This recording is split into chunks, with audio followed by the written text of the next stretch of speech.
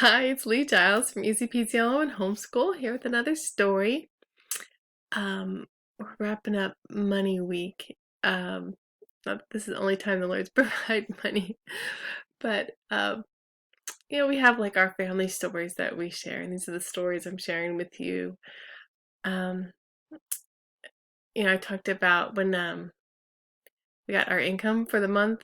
This showed up in the bank.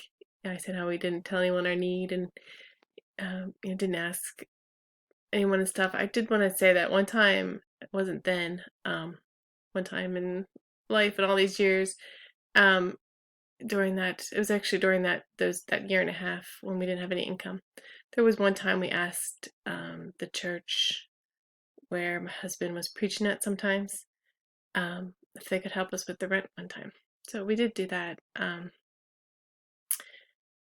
And this and that. The Lord provides day to day. And um those, once we came back to America, I told you guys how it was a struggle, um trying to stand in the Lord's going to provide. And I tried different ways to earn money. I would never didn't want to ever compromise Easy Peasy and what it was, and like that was never in jeopardy.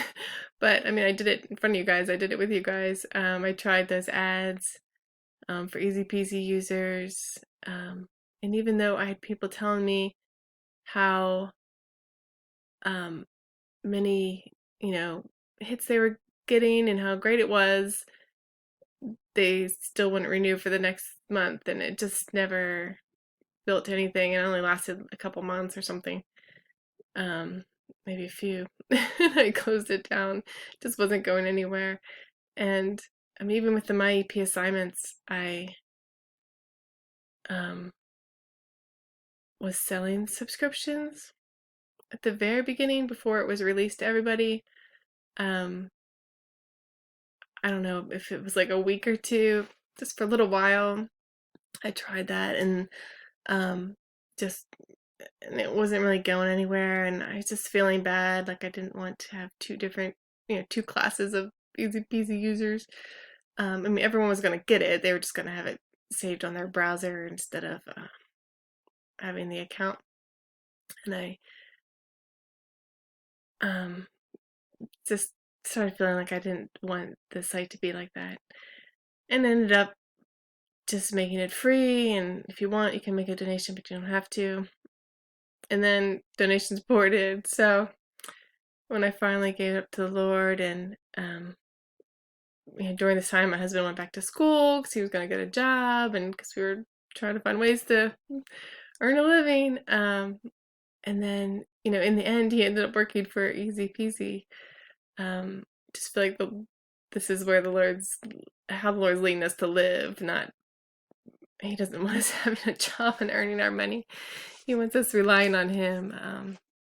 That's His choice for us. He can provide through jobs, but we need to not rely on our jobs. If you lost your job, is it, what am I going to do? Or is it, thank you, Lord, that you gave us this job and how it's provided for us, and can't wait to see what you bring along next. What's the attitude in that? Okay, I'm supposed to be telling you a story. So this was during that time. We had a lot of miracles during this time because we really needed God. And this story, it's almost like, maybe it just happened and we needed His help and He gave it to us. Although it almost seems like He orchestrated it just so we could see another little glimpse of Him at work. Okay, so we were in Istanbul, and we would get, if we had money in the bank, to get that money, we'd use an ATM card to get the money in Turkey. Our money was in our American bank. So the only way to have access to our money was through our ATM card.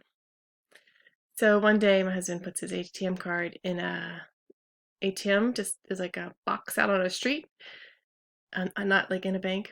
And he put the ATM card in, and it ate his card, didn't return it.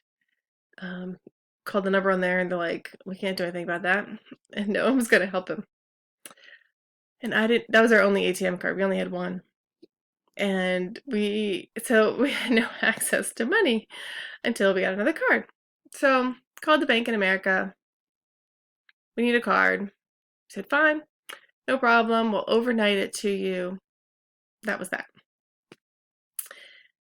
Um, Now, if the card had just arrived the next day, we would have never known Lord had done anything.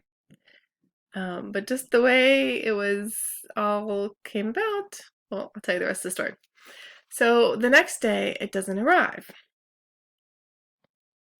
But it was a holiday in Turkey, so, we figured they weren't delivering. But it was very important to us. So we called the bank in America to check on it. So we get them on the phone, and they're like, we never mail out cards. We're not allowed to. And we're like, what? Talking to them. Eventually get passed to a manager who's just like, no, we can't send you a card. You have to come in. You physically have to be here to get it. And we're like, that's impossible. What are you talking about? And we're like, but no, we talked to someone. They sent it. We're not asking you to send it. We're just checking, that we were told it was already sent. And he got on our account and saw that it had been sent, and he was angry. He's like, who did you talk to? And um, the best we could remember, the name was Dale, and then, this is important, but we always called our angel Dale, our angel at the bank. And he's just like, um, there's no one there by that name, and he was all upset. And so we had just kind of got off the phone, and the next day the card arrived, and that was that.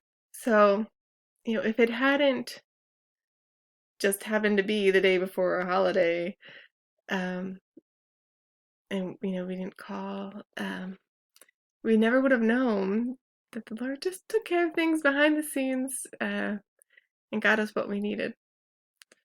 So you never know when He's doing stuff. He's doing stuff all the time. He doesn't sleep. He never sleeps. He's not asleep. He's working. He's working for your good.